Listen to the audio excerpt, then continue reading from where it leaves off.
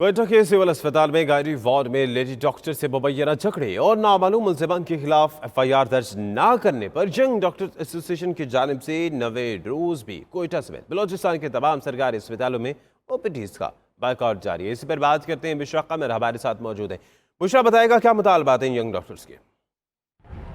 जी, Quetta civil अस्पताल के gynae ward में मरीजों के लवाकिन की जानिब से लेडी डॉक्टर के साथ मुबैना जो है वो झगड़े के बाद यंग डॉक्टर एसोसिएशन की जानिब से जो वो हड़ताल का ऐलान किया गया था, जिसमें ओपीडी और दीगर वार्ड जो है उनका बाइकाट किया गया था। आज उसको 9वां रोज़ है और हम यही सूरत हाल देख रहे हैं कि जो वो हड़ताल है उनकी बढ़ती ही चली जा रही है, जबकि उनकी हड़ताल के बायस दूर दराज से आने वाले जो मरीज़ हैं उन्हें शदीद मुश्किलात का सामना करना पड़ा है। जो महकमा सेहत है उनके हुकाम के मुताबिक ये कहा गया था कि ओपीडीज़ में जो है वो सीनियर डॉक्टर्स बिठाए जाएंगे, लेकिन हमने जब विज़िट किया तमाम जो रूम्स हैं वो खाली पड़े हैं, डॉक्टर्स वहाँ पे मौजूद नहीं हैं और बड़ी तादाद में मरीज़ जो हैं वो और उनके लवाकिन जो ओपीडी के अंदर भी मौजूद है और बाहर भी मौजूद हैं। हमने यहाँ पर देखा कि बड़ी तादाद जो है वो सीरियस पेशेंट्स की भी है, जिनमें हार्ट पेशेंट जो है उनके मरीज़ यहाँ पर दिल के मरीज़ जो हैं वो बहुत ज़्यादा मौजूद हैं। यंग डॉक्टर्स की जानिब से सीनियर डॉक्टर्स को धमकियाँ दी जा रही हैं, जिसके खिलाफ वो कार्रवाई अमल में लाएंगे और उन्होंने जितने भी सीनियर डॉक्टर्स हैं उनसे यही कहा है कि वो अपनी ड्यूटियों पर आएँ। लेकिन हम ये सूरत हाल देख रहे हैं कि उनके कहने के बावजूद, महकमा सेहत के कहने के बावजूद भी जो है